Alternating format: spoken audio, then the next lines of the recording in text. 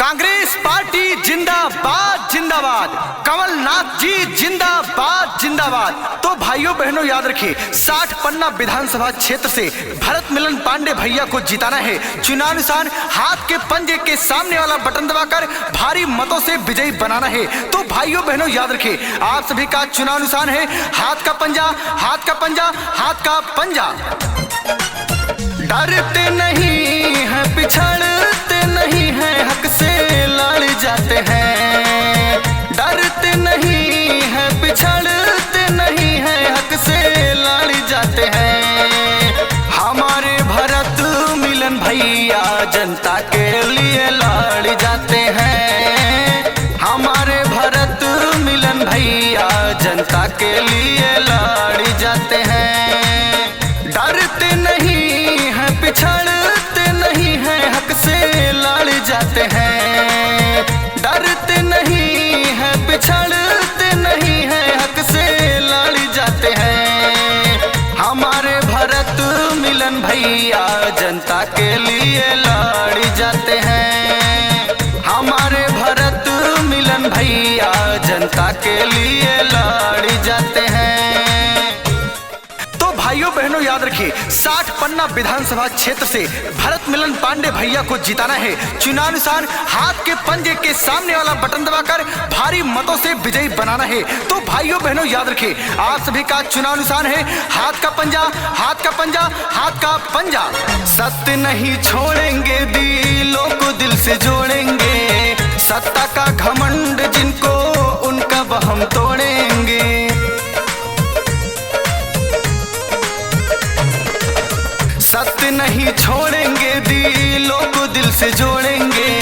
सत्ता का घमंड जिनको, उनका वहम तोड़ेंगे। जनता दीवानी पर अक्सर विरोधी इनसे चिढ़ जाते हैं। जनता दीवानी पर अक्सर विरोधी इनसे चिढ़ जाते हैं। हमारे भरत मिलन भैया जनता के लिए लड़ जाते हैं। हमारे भरत मिलन भैया जनता के लिए लड़ जाते हैं। तो भाइयों बहनों याद रखिए, 60 पन्ना विधानसभा क्षेत्र से भरत मिलन पांडे भैया को जिताना है। चुनावानुसार हाथ के पंजे के सामने वाला बटन दबाकर भारी मतों से विजयी बनाना है। तो भाइयों बहनों याद रखिए, आप सभी का चुनावानुसार है हाथ का पंजा, हाथ का पंजा, हाथ का पंजा। पढ़े लिखे सच्चे ईमानदार भैया नेता हैं। मृदुभाषी मिलनसार जनता के चहेता हैं।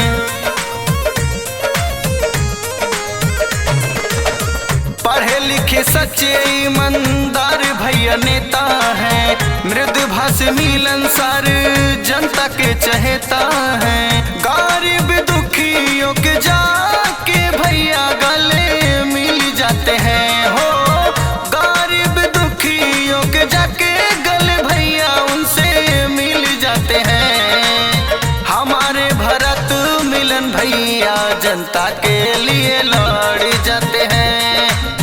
हमारे भरत मिलन भैया जनता के लिए लड़ जाते हैं।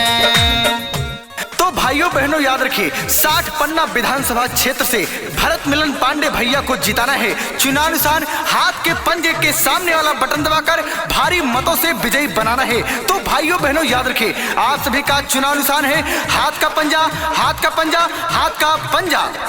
जनता के सुख दुख का इनको एहसास है। सत्ता की न लालच, देश सेवा में विश्वास है। जनता के सुख दुख का इनको एहसास है। सत्ता की न लालच, देश सेवा में विश्वास है। जहाँ भी जाते लोग दिल से है मिलते, चेहरे खिल जाते हैं। हो जहाँ भी जाते लोग दिल से है मिलते, चेहरे खिल जाते हैं।